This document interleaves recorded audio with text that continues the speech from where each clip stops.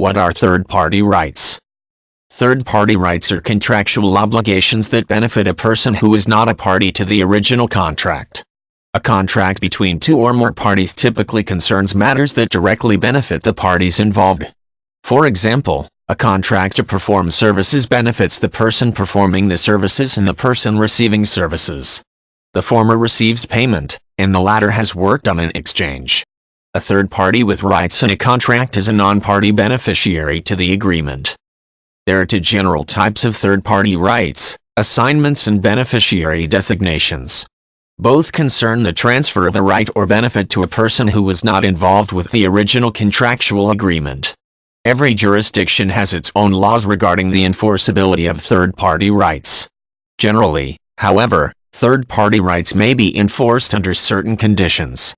These usually include whether the transfer is in writing, whether the party knows about the agreement, whether the party to the contract changes his mind about the transfer before it happens, and whether the transfer impacts the obligations of the non-transferring party. Assignments are written transfers of contractual rights to another person. An example is the assignment of royalties.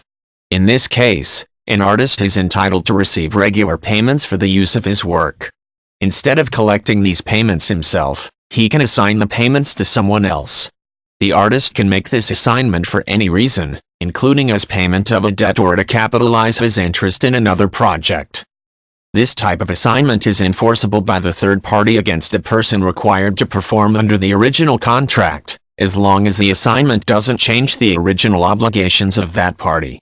For example, a third party who has been assigned a recording artist's royalties can sue the record company to collect those royalties if the company stops paying.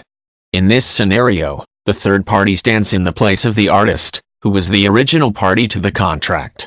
The third party is not allowed to change the terms of the original contract, however, so he cannot demand the higher royalty percentage from the record company, for instance. A third-party beneficiary is a person with a right to a benefit under a contract that he did not sign as a party to the transaction and may not even know exists. He has not entered into a written assignment and is merely the intended recipient of a gift. An insurance policy is structured in this way. The policy is a contract between the person paying the premiums and an insurance company. Proceeds from the policy are designated for a third-party beneficiary that has an interest in the contract but is not a party to it.